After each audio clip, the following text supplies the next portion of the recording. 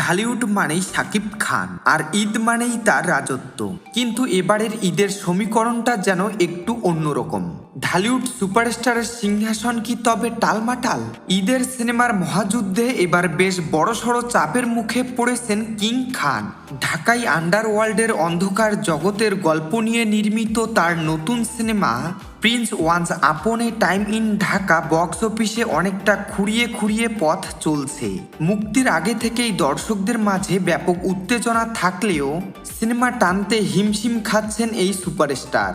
BMR এর দেওয়া চাঞ্চল্যকর তথ্য বলছে, প্রিন্স এর আয়ের গ্রাফ একেবারেই নিম্নমুখী। মুক্তির প্রথম দিনে সিনেমাটি আয় করেছে 16.19 লাখ টাকা। দ্বিতীয় দিনে আয় একটু বেড়ে 20.6 লাখ টাকা হলেও তৃতীয় দিনে ফের কমে আয় হয়েছে 15.29 লাখ টাকা। সব মিলিয়ে 3 দিনে সিনেমাটির মোট আয় দাঁড়ায় 51.54 লাখ টাকা। পরিচালক আবু হায়াত নির্মিত এই সিনেমায় ঢাকার আন্ডারওয়ার্ল্ডের অন্ধকার জগৎকে তুলে ধরা হয়েছে। সেখানে শাকিব খানকে দেখা গেছে একেবারে ভিন্ন রূপে অ্যাকশন ও গ্যাংস্টার ইমেজে।